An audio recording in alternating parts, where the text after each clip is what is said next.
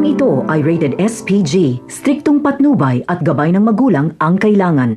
Sa paggising ni Tanggol ay isang katotohanan na naman ang kanyang malalaman dahil pamilya niya pa rin pala ang mga Guerrero. Malalaman niyang lolo niya si Gustavo dahil tatay ito ni Marites. Ngunit walang magbabago kay Tanggol. Kalaban niya pa rin ang mga Guerrero. Ang pag-ubos sa mga Guerrero ay ang pangunahing layunin ni Tanggol. Napakarami na kasing nawala ng buhay dahil sa mga Guerrero. Habang si Marites naman ay pipilitin niyang magkaayos ang Montenegro at Guerrero. Pareho niya kasi itong pamilya. Ayaw ni Marites na dumating sa puntong mapatay ni Tanggol ang lolo niyang si Gustavo. Pero walang magagawa si Marites.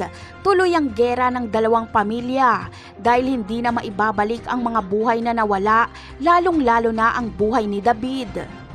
Sa kasalukuyang kaganapan naman ay lalong ikakasira ng mga Guerrero ang nangyaring pagsabog. Sila kasi ang pagbibintangan ng mga tao. Pero itatanggi ni Roberto na wala silang kasalanan. At para patunayan na inosente sila ay ipapahuli niya umano kung sino man ang nagpasabog.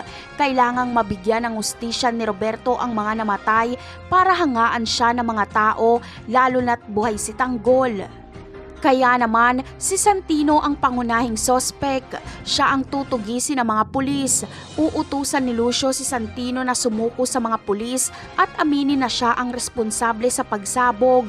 At nang sa ganon, mawala na ang pangbibintang sa mga Guerrero. At dahil uto-uto si Santino, ay susundin niya si Lucio. Parang lilinisin ni Santino ang kasalanan ng mga Guerrero. Napakarami pa nating dapat abangan sa mga susunod na episode. Paalam!